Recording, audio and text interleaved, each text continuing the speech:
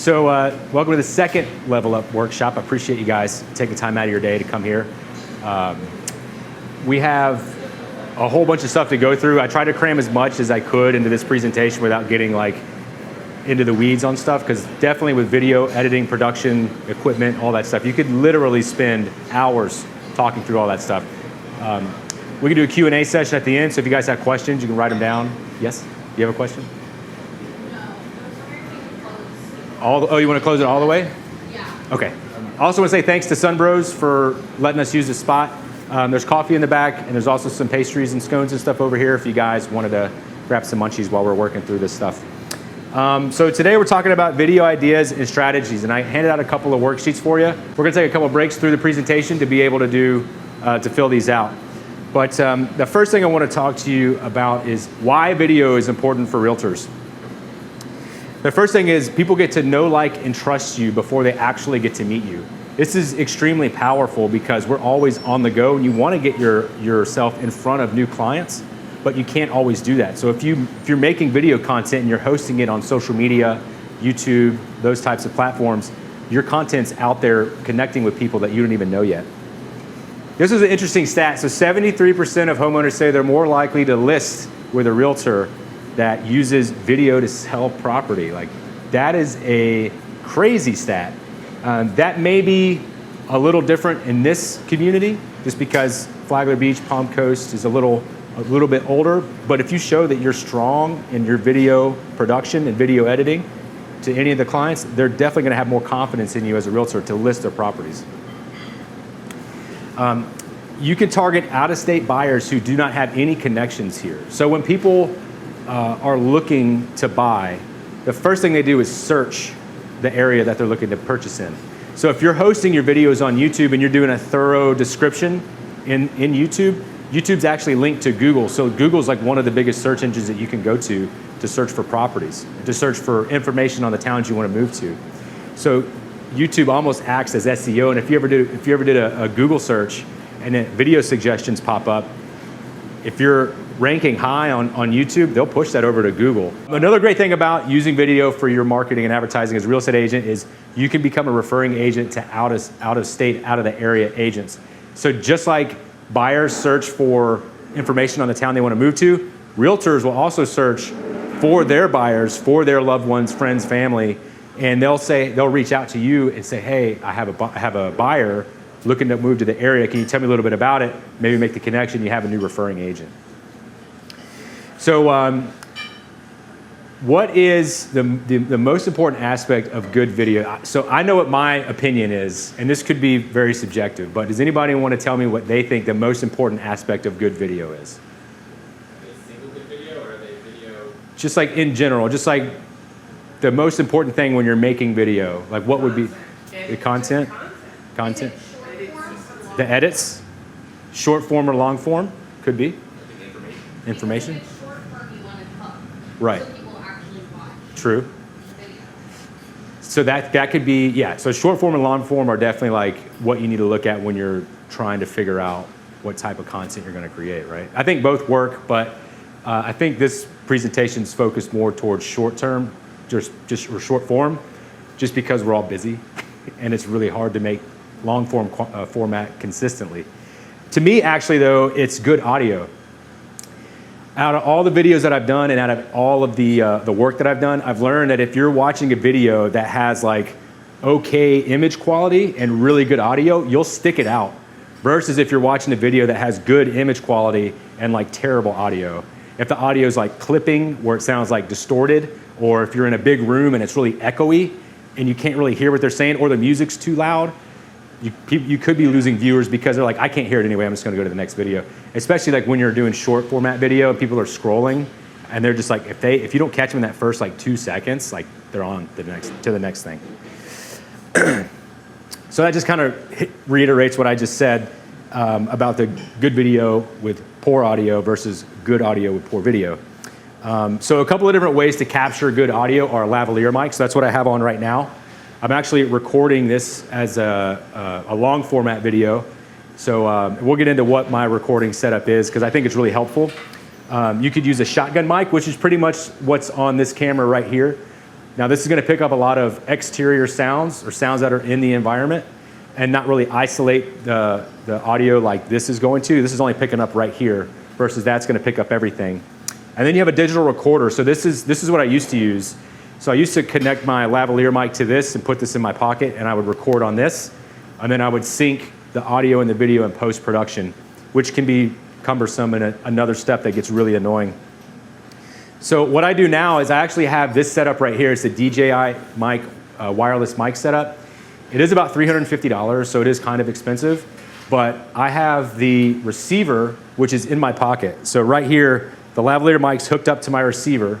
It's transmitting the audio to the receiver on the camera, and then the receiver's hooked up to the camera.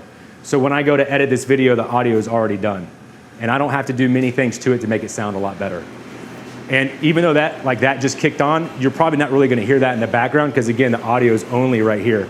And the really cool thing about this is this attachment right here, you can actually hook it up to your phone. So you could take it and plug it right into the bottom of your phone with the lavalier mic, and somebody could be 50 feet away from you recording the video, or even if you're right here, and you're gonna get really, really good audio. Yeah. So $30. Is that a lav mic? Out there, it's you hook it up to your phone, and this goes in the bottom.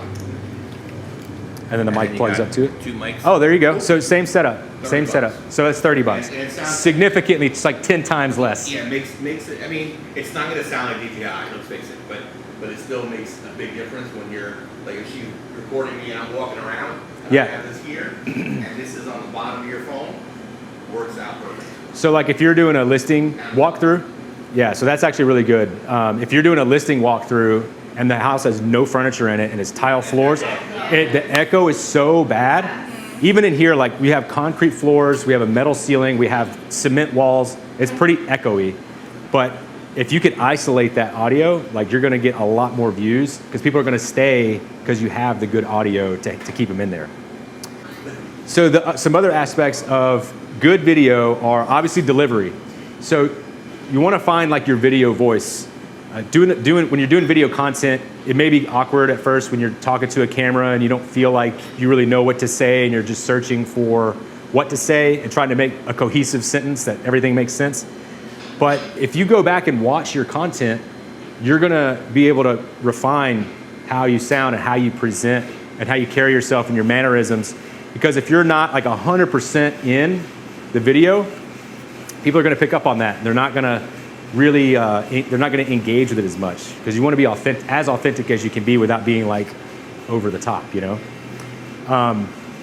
Content, like you guys said, is really, really important. You don't want fluff. You don't wanna put stuff out there just to like put it out there because people are gonna see right through that. And you'll probably know some people where you're scrolling through social media and you're like, why are you talking about this? Like this makes no sense.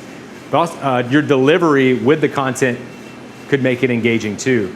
Because if I talk to you about interest rates and I'm like, yeah, rates are 7% right now, that sucks. Or if I talk to you and like, hey, this is what's going on with interest rates, and my delivery is more about education rather than just like, hey, here's where we're at, people are gonna understand where we're at better, and then they may come back to watch what I have to say about that part of it.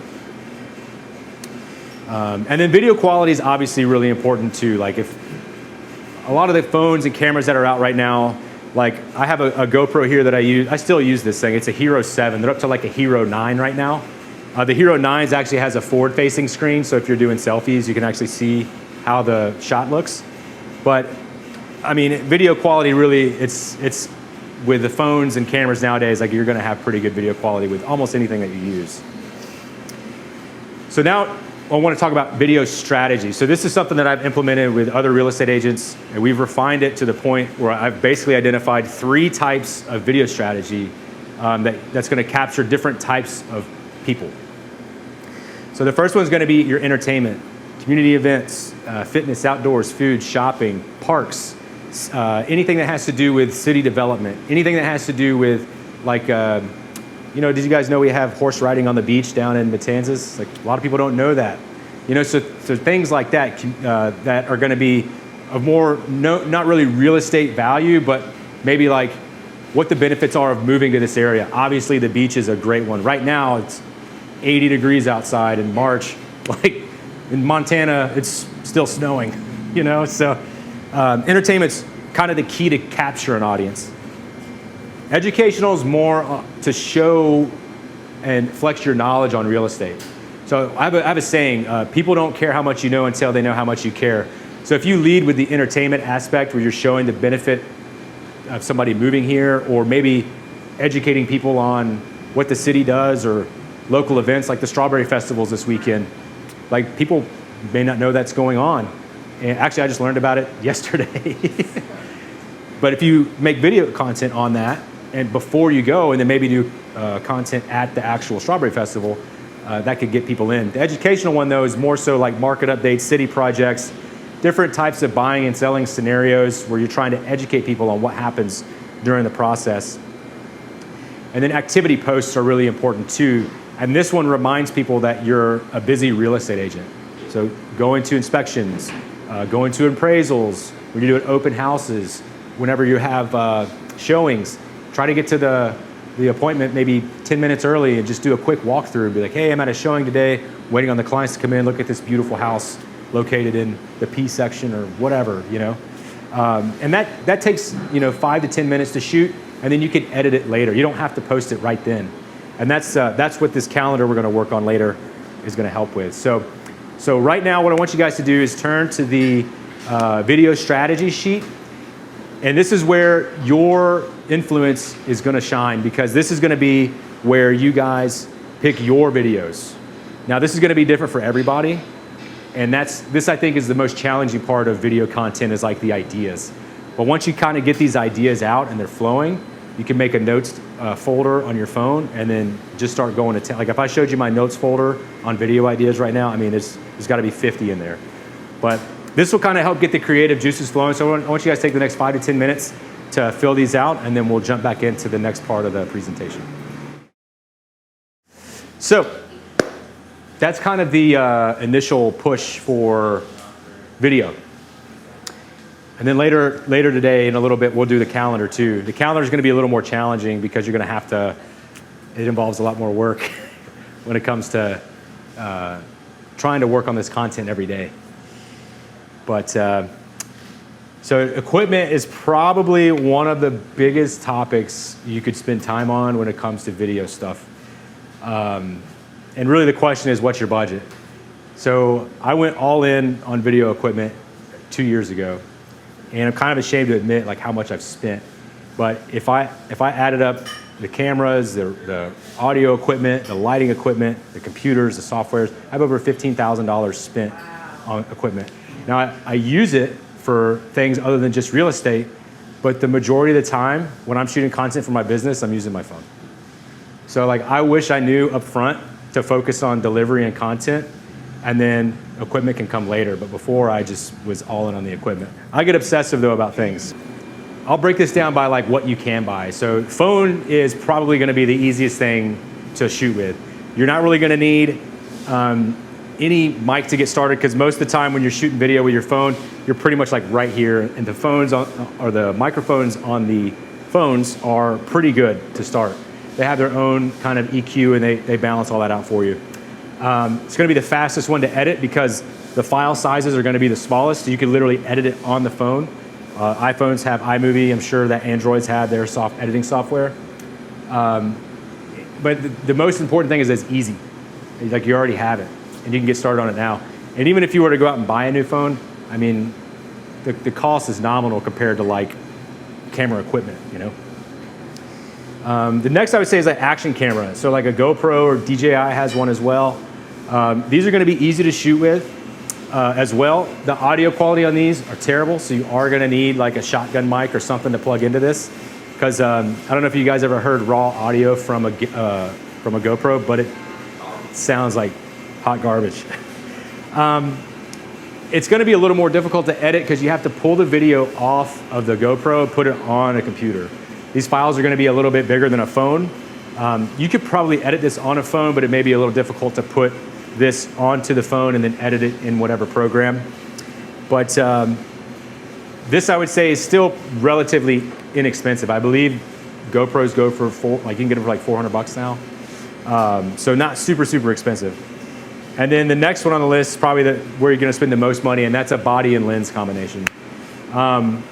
You can get, there's two different types. You have a full frame camera, which is a professional level camera, which is the cameras that I got into, unfortunately. And then you have your crop sensor cameras, which are going to be smaller, but they can still produce a really good quality image. Where you're going to spend the most money on these is going to be your lenses. The lens is going to really dictate how much light is coming in. So if you're shooting in a house and it's low light, you're going to want a lens that can let in a lot of low light. This is going to be the most difficult to shoot with because a lot of times it's going to be manual. So you're going to know your shutter speed, your ISO, your aperture. You need to know the frame rate you're recording in. And then these file sizes are going to be significantly larger than the GoPro and the phone. So this is when you get into like video codec and how the video is written to the card. So that camera produces video images that are extremely high quality, but the file sizes are like 8 to 10 times larger than that on my phone. But that means that there's a lot more detail in it, so I can do a lot more with that image.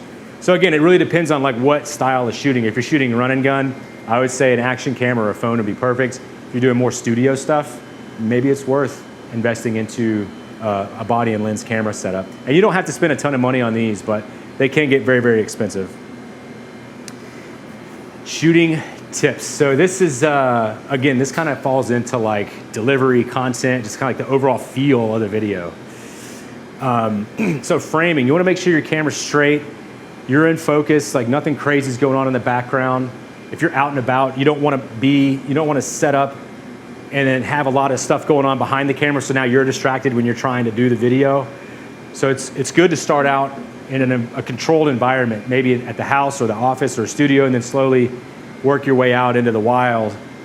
And whenever you're doing this stuff, you don't feel like an idiot. Because sometimes, like even when I go out still and I'm like talking to myself on a camera, like I feel kind of like a dummy because it's like, what's this guy doing? But then you go back and watch the video and the content's great because it's just what you have to do to get the content. Background separation is a big one. So I've seen a lot of videos where people will shoot like with their backs up against the wall, and it's just like it's a flat image. There's not really a lot going on. When you could step away from the wall, maybe put some detail behind you. Like if I was going to shoot in here, I'd probably either shoot with this behind me, and definitely would shoot with a light that's in my face because it's not a harsh light; it's a soft light coming in off of the street. But again, you want to make sure there's no like major distractions in the background, like. You know, if you're out and about shooting and then there's like a bicycle accident behind you and then you don't know what's going on and people are like, what's going on behind them over there? Lighting gets tricky because this is like something you really can't control. If you're outside, you want to try to shoot with the sun to your back. You don't want to shoot like at noon where it's like the sun's directly over your head. You're going to have a lot of harsh shadows on your face.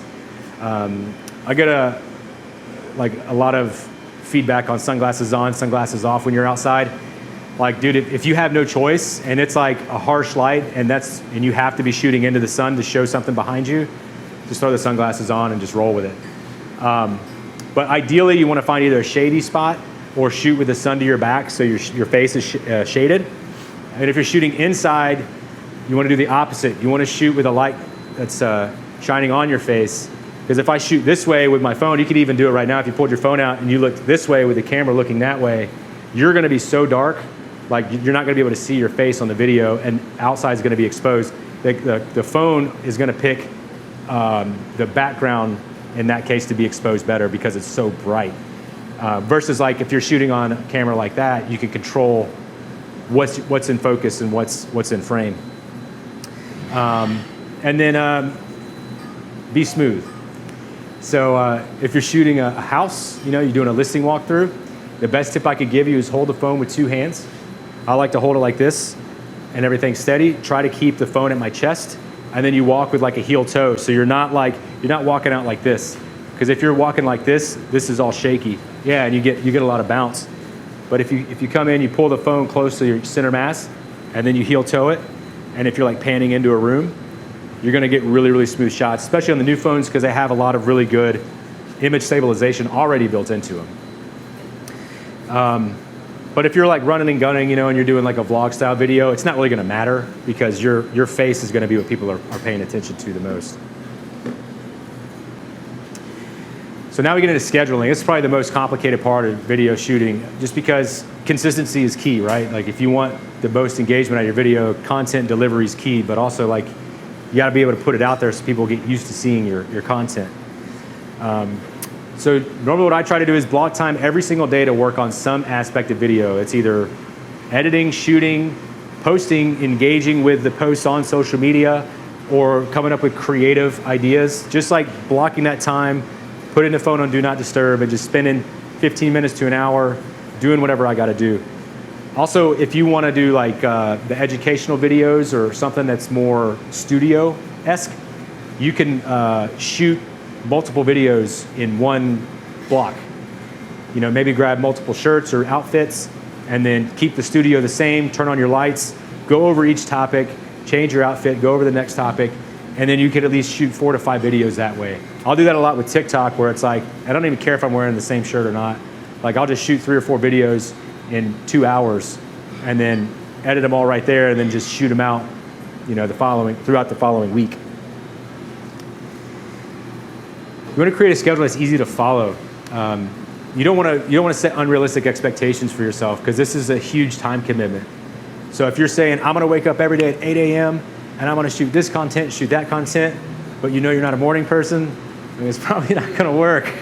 You know, that's the thing. Like, if you know you're most active and like alert at, you know, noon or 1, and you know you can kind of push things in the morning and later in the day, like try to make that work for you. But you want to make sure your schedule is easy to follow. Videos that are easy to shoot and edit. This is like, I've gotten it like way over my head with like different video types. Alex can attest to this. We would shoot the parody videos. It would take 6 hours to shoot. We'd be out for 6 hours a day to shoot for 1 or 2 days. And then editing would be like 5 to 10 hours to edit. Not to mention, we had to go into the studio and record the audio that goes over the parody video. It was like, yeah, it was a ridiculous time commitment. And like we're revisiting some video ideas with that, but we're refining that part because we want to streamline that. You know, we want to make sure that whatever we're doing, we're being mindful of each other's time.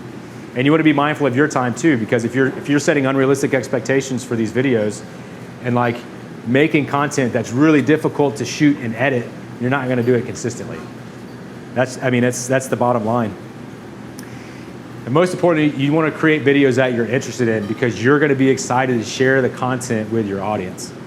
If you're sharing, like, and again, I did a video series called Mortgage Minute Monday, where every Monday for a year, I put out a video, and I didn't care what the content was. I just wanted to get the video out. And by the end of it, I was like really reaching for content, because I just kind of like, I didn't have any other videos to do when I should have had entertainment and activity videos, and I could have fallen back on those and then gotten more excited about the educational part of it. So creating videos that you're interested in is extremely important. So again, I want to take the next 5 to 10 minutes to work on the scheduling side. This is going to be, again, probably the most challenging, because you're going to have to look at your schedule, what's going on in your life in the next 30 days. But I would try to set it up to where you're shooting multiple videos a day, the next day editing multiple videos a day, so you're not trying to do it all in one sitting. That's going to be a lot easier that way. So anyway, take the next 5 to 10 minutes to work on that, and then we'll jump in and wrap her up. I think a great first place to start with the video stuff is doing a video business card. And this is something that I offer to every realtor that I work with. So this will help kind of like break the ice when it comes to like creating the content, being in front of the camera, and like kind of shaking off the cobwebs and figuring out like your video voice. Because I can help coach like where, like what you should say, how you should sound, that kind of thing. Because everybody's going to be a little different. Like your delivery is not going to be like mine, and mine's not going to be like yours. So you want to find how you deliver and how you're comfortable in front of a camera. But you pretty much write a 30-second elevator speech. I'd send you a list of questions, answer the questions, you memorize them, and then that's literally your elevator speech. Pick your favorite spot in the area to shoot. We go, usually like when the sun starts setting, we call it like golden hour. So the light's not really harsh, it's soft. And then, you know, we could shoot with a nice backdrop either at the beach or out over the intercoastal or at a park. And it kind of like what this camera's got right here. It's just a nice scenic backdrop. Again, this is another way to connect with those potential clients that are out of state or finding you online. That's going to play into that whole, like, people get to know, like, and trust you before they get to actually meet you. So if you have somebody reach out because they saw you on Facebook or whatever, you could send them this video introduction, and it's more personalized, and you kind of get to showcase who you are more so in this video. I would host a video on YouTube, on your YouTube account, and then put a link in your signature.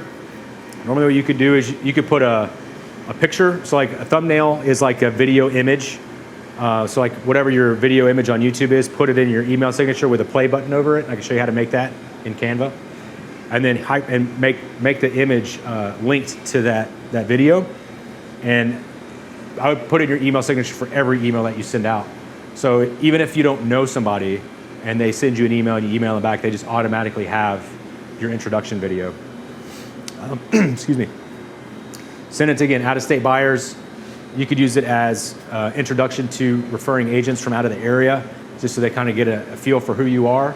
And again, it's funny, like people like attest your video production with like your success as a realtor. It's really weird.